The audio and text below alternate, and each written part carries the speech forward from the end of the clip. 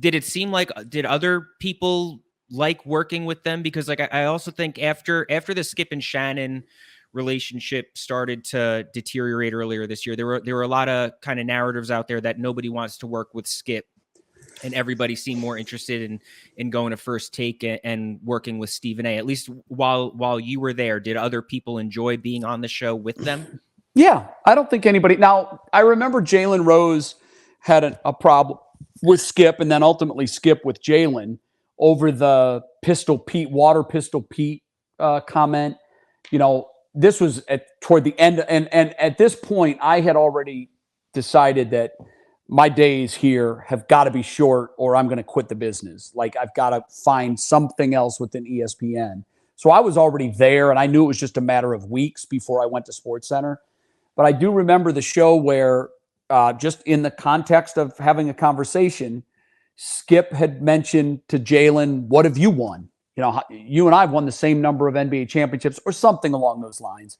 And I never like it when Skip would do that. And he did do that with a number of guys. The other guy that I remember he did that with that rubbed the wrong way was Chris Carter. Like, okay. Don't tell a Hall of Famer like Chris Carter, you never won anything. Right. I mean, there's certain things you can't say to an alpha male that has deserved all of our respect. And Chris used to hate it when he would do that. And I know Jalen wasn't in love with it. And this particular day when he brought it up, Jalen had enough. And he just said, "Skip, is it true that you averaged 1.2 points a game your senior year in high school?" Or maybe it was 2.1. I can't remember. And Skip was thunderstruck. And I was thunderstruck. I was just like, what's happening here? And Skip said, yeah, it is. But there's a reason for that. And so he started going into this story about how the coach's son also was the point guard. And, here we are now. We're discussing in front of a very large audience Skip Bayless' senior year in high school. Yeah. I knew that was only going to end poorly. I knew it. And so then he said, your idol was Pistol Pete. Well, you're water Pistol Pete. And you could hear the voices in the control room go, uh-oh. And everybody in the studio got quiet, and I was in the middle of it, and I tried to graciously get us out of it and get us to a commercial break. But when we got there, it was ice in the studio. Like, it was not a good scene. And we came to work the next day. I had some conversations with Jalen after the show. I had some conversations with Skip after the show. I'm trying to be the peacemaker. And I thought we were in a good place. And then I found out that this thing was about to go to a whole new level.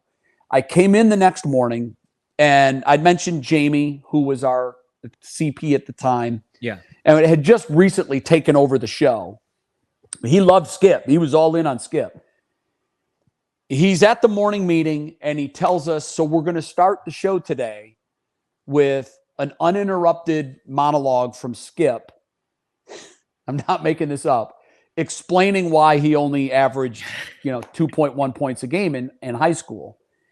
And Jalen was there. Jalen was going to be there, and we were going to, and I said immediately, we're not doing this. Like, there's no way we're going to do this. And I was told, oh no, we're doing this. This is so important to Skip that we don't know if he's going to do the show today if we don't do this. So I understand Skip wanted to defend what was now his record as I'm sure he never thought he'd be in a position to do that.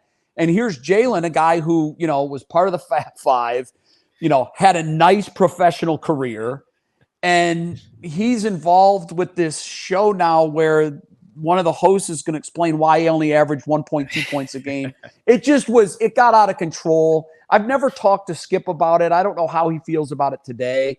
He doesn't change his mind, so he's probably just as adamant that was the right thing to do in that moment. But then came word that Skip was never, Jalen was never allowed to do another First Take ever again. Like, it was, he was a banned guest. He was banished. And at that time, Skip had that kind of power on First Take because, again, the show was taken to heights we had never reached. And Skip was the guy that took us there. No question about it. And so I don't know that Skip ever gave that edict. It was just what producers on the show were telling me. Jalen's been on the show for the last time.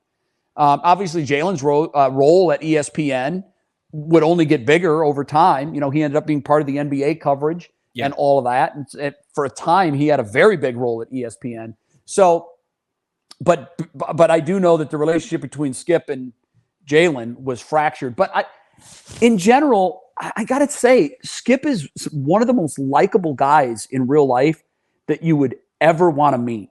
He's soft-spoken. He's thoughtful. He's considerate. He cares about his coworkers and friends. Every year, I knew I was going to get a shipment of something to my house for Christmas. He never let me down. He always came through with something.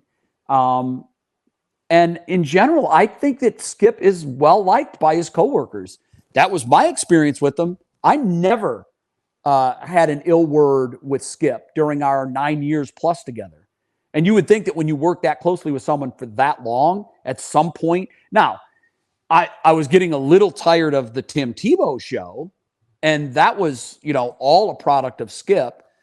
And ultimately, that's why I said I had to get out.